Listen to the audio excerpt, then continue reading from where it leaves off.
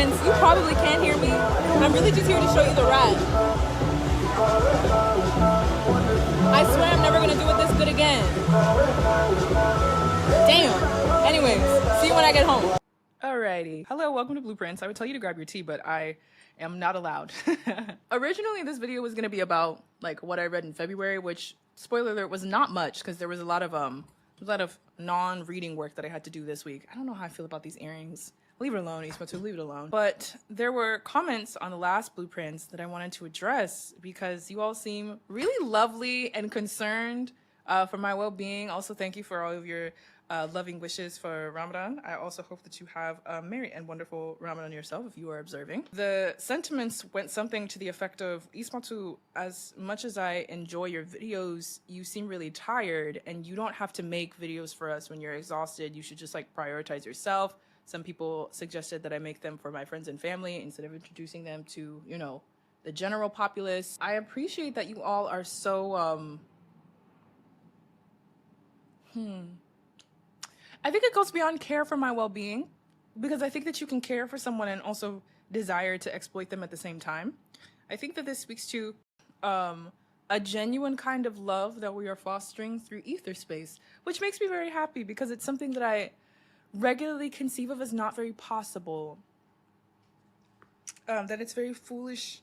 The endeavor to love strangers is misguided at best, and at worst is something that costs me sanity and a kinder circumstance of being. It often feels like I'm, I don't know, just kind of talking into a void and that no one hears me and no one cares. Or if you do hear me, you are content with just the endless watching of things rather than, I don't know, telling me how you might feel. It's been causing me a lot of grief and sadness. However, of the people that did leave comments, which, I mean, I can't say that I'm fully resolved on this because if you're watching Blueprints Live, it's about like 86 people that watched it and it was about like 5 people that left a comment. So you can see how that might make me feel consumed rather than loved, if that makes sense. I hope it makes sense. Nonetheless, of the people that did leave comments, they were very kind. There were just multiple people concerned with the idea that they're that I'm giving more of myself than I wish to. So I'm here to dispel this myth. We'll talk about reading next week. I, Ismatu, very rarely, if ever, do things that I don't want to do. I don't. I'm mostly here for me. If we remember Blueprints Volume 1, Why Am I Here? It was because I stated a desire to have a place that I came to give back because I wanted to give back. Not because I felt that you all expected it from me or because you demanded it from me or because I was scared that the financial support would dissipate if I did nothing. That's very obviously not the case. And I enjoy and cherish that we have an Etherspace relationship where you support my work literally because of the work and not because of whatever shiny sprinkles you might get on top of it. So I'm here for me. I'm here because I said that I wanted to do it. And I like to keep my word to myself. So if I said I'm going to do a video and they're going to go out on Mondays, you know, every now and again, fine, wiggle room necessary. Okay, yeah, because that last week was bananas and it didn't even stop. That day was like one of the only days that I had to like respirate and breathe. And then Thursday, Friday, Saturday, Sunday was boom, boom, boom, boom, boom, boom, boom, boom, boom. We're back. It's Tuesday. I'm late, but like, I mean, y'all said not to be on my ass about it. I'm here for me. What I'm feeling, that was a lot of concealer, girl. Oh my God. How do beauty YouTubers do it? You just get to talking and then you apply way too much. What just happened to me? The thing that I'm feeling that's like squishy and sticky and uncomfortable is that you all appreciate it's please say hello to me, a reprise, and it's also how I say every business quarter, you need to get to know your neighbors. And then people respond with, but I'm very shy. It's not that I don't understand that. It's that if you were in the position where you were new to a neighborhood or you lived there for years or whatever's the in-between, and your neighbor once came to you and like just left a card in your laundry box, in your mailbox or whatever and said, hey, I'm your neighbor, I live 3 doors down and I've lived here for a while and I would just really like to make sure that we know each other. So here's my number. Talk to me at any time. Maybe we could get a coffee. What if that came with a little treat, or the card had like a silly picture of a dog on it, right? It'd make your fucking day. It'd make your day. So I'm here, I'm your digital neighbor, and I'm making things for you. And I'm saying out loud, like opening myself up in the vulnerability to say, it makes me feel really lonely to say these things and to show you these parts of myself and receive nothing in response. And your response is, well, I'm too shy to type out a comment. I don't accept that, quite frankly. Because something else you all tell me is that my existence in public really galvanizes you. Why do you not think that you're special enough to galvanize me back? Do you know how many comments that I like think about at night that I saw like 1 or 2 years ago? How many people tell me stories about what it is that they're doing or what their conditions are in the world or what it is that they're witnessing? And it sticks with me? Do you all think that this is like a one-way thing? I am very changed by you. Very changed by you. And yeah, I'm gonna continue to do this because I said that I would.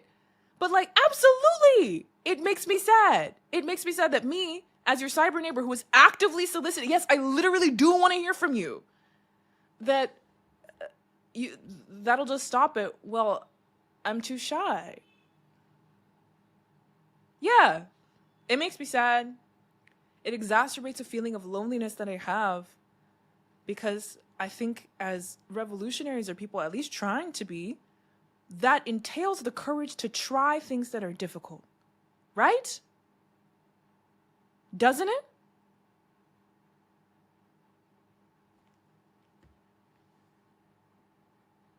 I don't accept that, quite frankly. Especially with...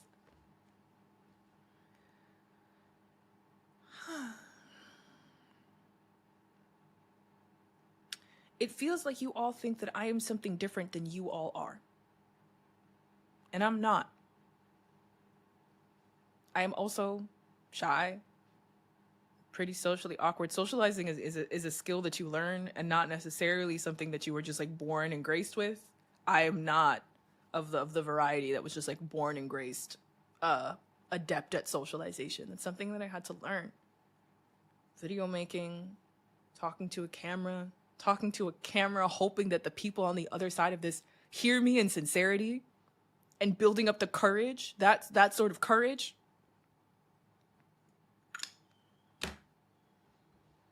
All of that was a skill that I had to learn and develop and a courage that I have to continue to put on, even when it does exacerbate my sad, lonely tiredness.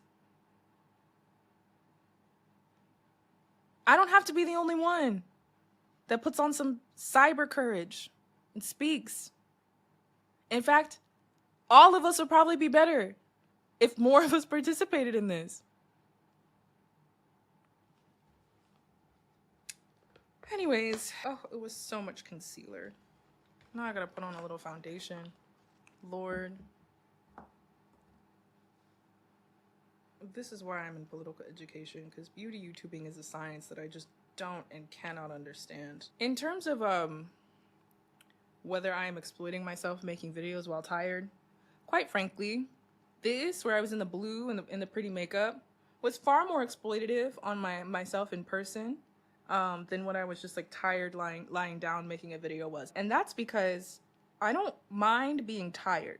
The reason that I don't typically make videos when I am tired is because of algorithm reasons, not because I'm uncomfortable being seen exhausted. I'm exhausted constantly. Do you know how much goes on in a day? I'm so tired all the time. That would not be a problem for me. Just being seen while being exhausted. I don't mind that. And there was a comment that said, you know, I do think that it's good to see like the full process because Ispotu is not, you know, pretty and makeuped up and in their engaged middle school teacher voice every day. It's good for you to see me exhausted. It's good for you to see how much like the work costs on my physical, emotional, and mental body. I agree with that sentiment. Yeah, I'm tired all the time. This was so much makeup. Damn. Okay, Ispotu, we're just gonna wipe. We're gonna massage it into my face. Are we? We might have to wipe some off. This is way more makeup than I normally wear. I start to look like, the problem with, it's not that I like am spiritually against a full face of makeup. It's that for one, it's fucking hot. And for two, I start to look like a Barbie doll in a way that like feels very uncanny valley to me. So I generally just like do concealer in and keep it moving. Because if I start to airbrush too much and like take off too many of my natural features, I look AI generated in real life, and it makes me uncomfortable. Hold on. We're gonna get a napkin. We need to blot some of this off. It's too much, darling. It's too much. It's not that I feel like I am exploiting myself. Although all high output production under capitalism requires exploitation of somewhere along the line, I don't feel like I'm exploiting myself because I made a video tired. I don't mind making videos tired. That's an okay way to see me. It doesn't bother me. I feel like I'm exploiting myself when I am putting on like a chipper version of myself. First of all, I'm never fucking chipper. I'm not actually all that nice in real life. Kind, but not nice. Whenever I'm putting on a version of myself that's particularly like chipper, well-to-do, and like to get people to engage in a video, that for me is what feels exploitative. There's a reason that part of the video was like 2 minutes, because I realized that I was rambling. I was way too tired. And two, it felt wildly inauthentic to what my actual inside state was. That was a wild day, and it was so full of like really intense peaks of emotion that I needed to just like be offline for and feel on my own person before I could talk about anything. So that's why that video ended where it did, of me giving like a scream of overwhelm, and then me saying I have to go to the dress, I need to fucking go, because I did have to go get a dress, I need to go, but I also just like I needed a second. So what you can trust from me is that I have a hard line for boundaries. Ismatu does not like to be uncomfortable. There are very few things that Iswatu is willing to be uncomfortable about. And this here internet is really not one of them. It's really not that serious. Anything that is, there's only so much deviation from the systems that we have in place that you can do on Instagram or on Twitter or whatever our online apparatuses are. Now, on a blog, you have a lot more leeway and opportunity because it's not algorithm driven, right? I'm here just producing what I wish to produce for you all, and you all tell me, in maybe not so many words, but like vibrate to me through the ether that you think that it's good because you continue to come back. We love that. However, like there's only so much you can deviate on the internet because all of it is documented, recorded in public record, right? So like, I'm really not tripping about the social internet. It's something that I do to connect with people primarily, to hear from people that are living real lives that I find joy and comfort and solace and compassion in. Very necessary human emotions for me. Like it feels like revolutionary fuel. It compels me to continue.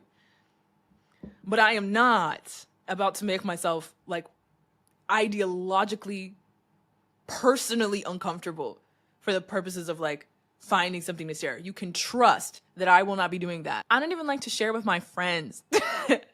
They be trying to pry shit out of me with a crowbar. It takes me at least 20 minutes of a hangout to warm up enough to talk plainly about my life. It's horrible. It's horrible. It gets very African dad. You know, like they don't tell you anything for 30 years and then you have 2 beers with them and they're like, you know, I killed a man. What? Nigga, what? It's like that. I promise you. The boundaries are hard. You don't have to worry about that. If you are concerned about how to uplift my well-being on internet space, speak to me. Speak to me. In some ways, it feels like I'm already AI generated. Speak to me. Tell me what you think. Tell me about what's going on with you, what you're seeing. Tell me about how these experiences and these ideas are living in your personal life and circumstance. Don't leave me here by myself. That's what I would like. That's the bit that feels exploitative, where I'm just like producing. And like I said, I'm producing for me. I'm producing because I wanted to and I said that I would. But God, it would help to know that like if I speak and people witness me, I will be spoken to in response. Even if it's just to say, you know, I don't really know what to say. That's so much better than nothing. That's all I got for today. Thank you. Have a good one. Hope the work of your day passes through your hands with ease. Really goes further than don't put me on a pedestal. It's that the delight that other people feel when they see a video or a podcast or an essay from me, because it makes them feel less alone, is the delight that I feel receiving comments that are meaningful and long and engaging, having people tell me about their life and circumstance, because they're rare and they help me feel less alone. So the engagement here being, it's perfectly fine for Ismatu to comfort me in my hopes and dreams and griefs about the world. But for me to comfort them while I'm shy, you see why that's a really difficult thing to accept?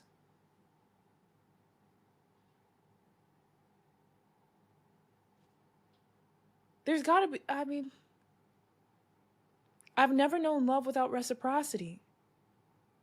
So either you're here, putting yourself in a mild place of worship, witnessing me, and going, wow, it's amazing, and leaving me there like that and going on with your day.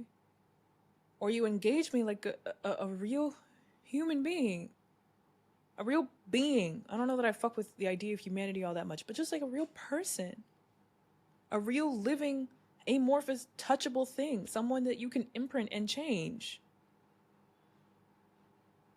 You don't have to leave me here by myself. That's all. Sorry if this jazz music is too loud. I'm not turning it down. The audio quality is probably ass. You see a mic? No, I'm not turning it down. I'm here to conclude these thoughts because I got an email from Greta letting me know that there's a lot of people who can't get past like the password portion. The password is just so that I can like clean up the website a bit before I make it public, and I'm still trying to figure out ghosts. So I'll just include that big password at the top for now, so that you can have access to it. Didn't realize that a lot of you, this is the gift that was included here to describe the feeling of wanting to comment but not being able to log into the website. My apologies. Happy to know that there were a sect of people at least that wanted to engage with me. That's nice. And I just wanted to make it clear why this matters to me so much, like the reciprocity. It's because I don't have this reciprocity anywhere else on the internet. There's nowhere else, particularly not like the short form internet where people respond immediately. They're responding out of their knee-jerk reactions and out of their like top layer emotions, and their perception of you may be informed by years of watching you, or maybe informed by this is literally the first thing that they've ever seen and they have all these opinions. Either way, those comment sections are not sections that I can delve into very much because it's too much, darling. It's too much. Yes, words are useless. So this kind of being like the last, like the final frontier of sorts of space, I'm lying down. This being the last final frontier of spaces where I can just like exist a little bit and have people speak to me directly and be able to speak to you all directly. I'm only here until 2028. My existence on the social internet is only happening until like the end of the first quarter of 2028. Okay, so we have a limited amount. This is a liminal space, and I want to take advantage of it. There's gonna come a point in time in which I cannot just hear from, you know, like people in Australia or Idaho or Thailand or wherever you are. So it's important to me that I do hear from you because I'm not going to be here forever. That's why I just wanted to make sure that you know why. It's not just for the sake of it or for like the principle of the thing.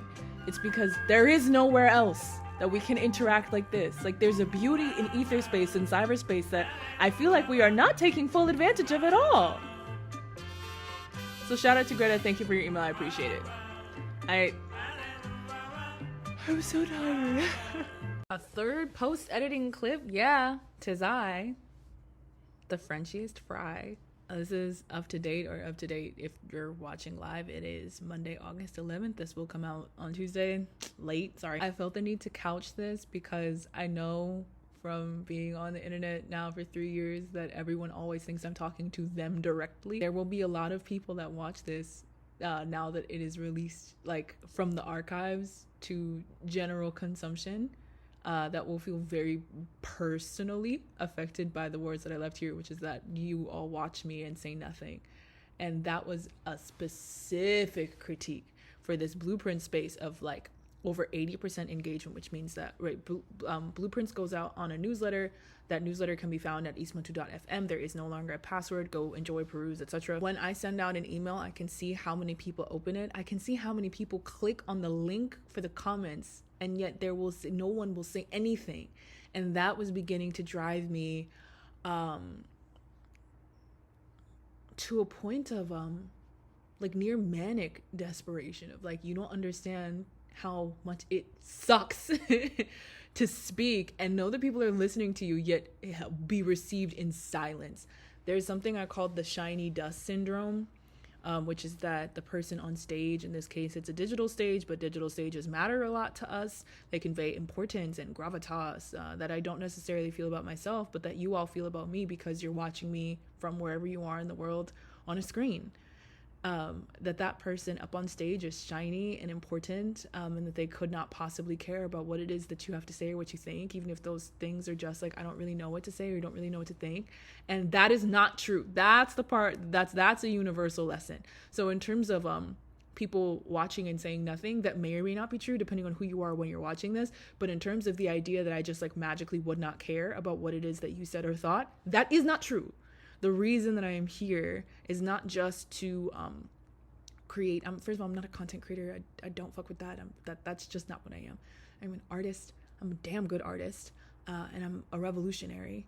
And so one of the modes of one of the like the fuels that keeps me going in this work is understanding that it changes our material circumstances and our shared material life and world. And I won't know that if you all look at me and say nothing. I am not here to be consumed. I'm not content. I'm a breathing, respirating thing. I have hopes and dreams and desires. I have successes and failures that I'm documenting here for the purpose of revolutionary practice because I sincerely do believe that it is helpful. So to be received in silence, like, can you imagine how insane that would drive a person after a while? That's the part here that I want us to take away, okay? Not that this was an intervention or like a scolding, okay? But the idea, the real, right, like the real circumstance that I am in, that I'm a physical person, that I read all the comments, that they change me, that this is the only place, the last place, we're at the final frontier on the internet, where I can actually read all of the comments, because that is not the case for the other things. If you have not read the essay, please say hello to me. It is also on eastpointe.fm. It's also in Small Prophecies, the book that I put out. And that's a text that haunts me. Like, I wrote it and it haunts me as I think about it all the time. I am living a far more exponential and a far more public life than I ever thought that I would. And I'm not even someone that like loved the spotlight or the stage very much. It was just kind of a part of my being, but it wasn't necessarily something that I enjoyed or reveled in. So this is just a lot. And it's a lot to do and receive silence in response. You get to be impacted by whatever happens, but I am sitting here looking at a web camera, okay? Please, please speak to me. That's all. Have a good day.